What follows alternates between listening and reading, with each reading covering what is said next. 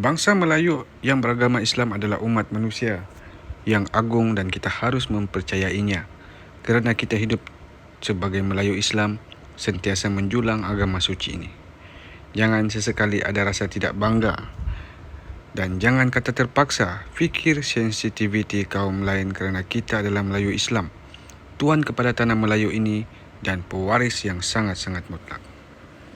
Namun apabila ada orang Melayu Islam mula membuka ruang penjajahan moden kepada bangsa lain yang tidak menerima Islam sebagai cara hidup, ini adalah satu balah yang maha dahsyat.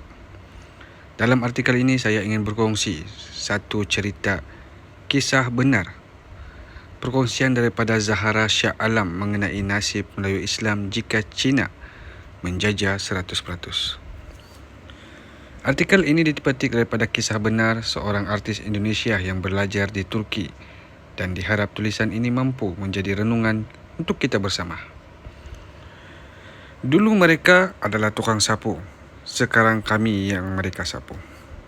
Aku berdiri di hadapan asrama, berharap ada yang baik hati untuk berikan tumpangan percuma ke kampus. Alhamdulillah, Allah Subhanahu Wa Taala kabulkan. Sebuah kenderaan yang aku tak ingat apa modelnya. Yang aku tahu kereta itu masih baru dan mirip seperti Honda CR-V berhenti di hadapanku. Lalu ia bertanya, hendak ke mana? Jom ikut, ajaknya Rama dengan bahasa Arab. Hendak ke Jamia, tanya aku balik. Ya, jom naik cepat. Aku terus naik, aku duduk di sisi kanannya. Dia mulai menekan pedal, lalu kenderaan pun semakin laju. Lalu ia bertanya dalam bahasa Arab, apa kabar Aki? Sihat? Tanya lelaki berwajah Turki itu. Lalu saya menjawab, Alhamdulillah, sihat. Awak apa kabar? Sihat, Alhamdulillah. Oh ya, dari Indonesia atau Malaysia?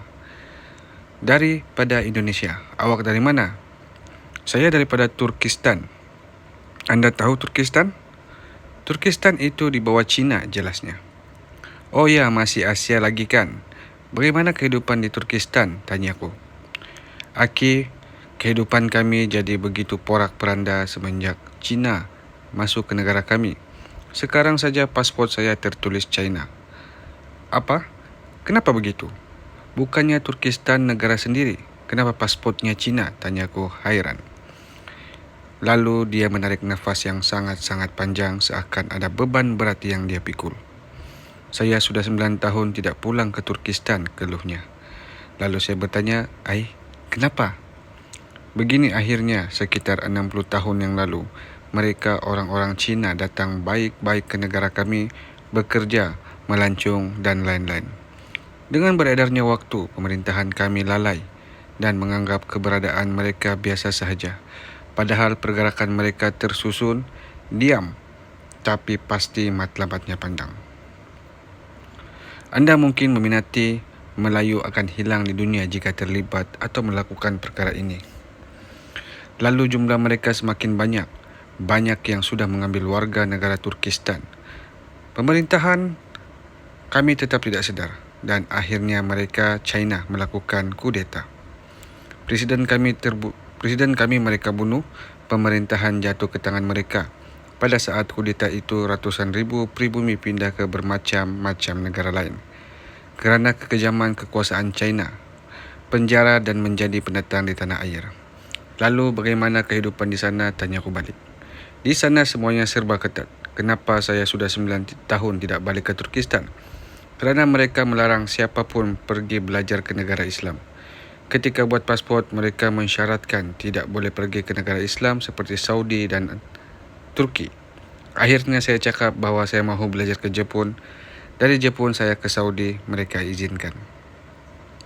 Oleh itu, jika saya kembali ke Turkistan, lalu mereka lihat di pasport tertulis negara Islam, saya akan dipenjara lebih kurang 10 tahun. Dan di Turkistan sekarang ini, setiap hari orang-orang China datang ke Turkistan beribu orang.